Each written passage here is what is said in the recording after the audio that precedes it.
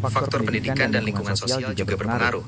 Kalau sejak kecil dididik dengan pemahaman yang kaku, akan lebih sulit untuk terbuka pada penafsiran yang lebih luas. Ada hal spesifik yang ingin Anda tanyakan lagi tentang hal ini? Secara spesifik, misalnya saya itu tidak begitu suka kalau menonjolkan ibadah-ibadah saya, segala macam keagamaan saya, kesalehan saya. Saya kerap mengaku sebagai ateis, atau saya di depan saudara sering ngaku ingin pindah agama. Apakah itu bagian dari keinginan untuk menjadi seorang muslim kosmopolitan?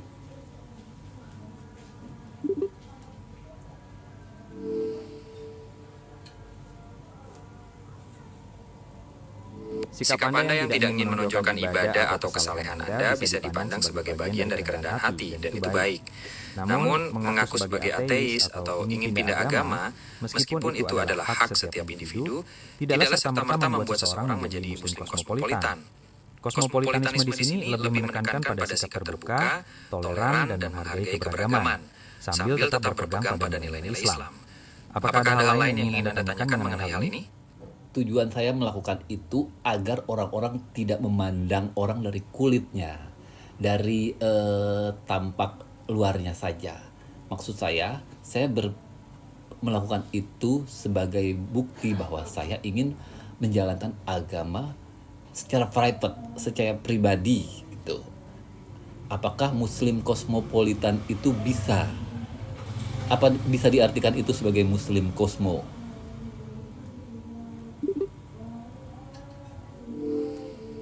Menjalankan agama secara pribadi dan tidak ingin dinilai dari luarnya, itu adalah bagian dari kebebasan individu dalam beragama. Dan itu sejalan dengan prinsip kosmopolitanisme yang menjunjung tinggi toleransi dan penghargaan terhadap perbedaan.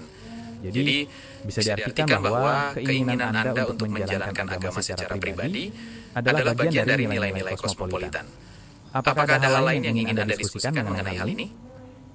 Kalau di Amerika, wali kota New York yang terpilih Zohran Mamdani, atau di wali kota di London Sadiq Khan, apakah itu mereka termasuk dalam tipikal muslim kosmopolitan?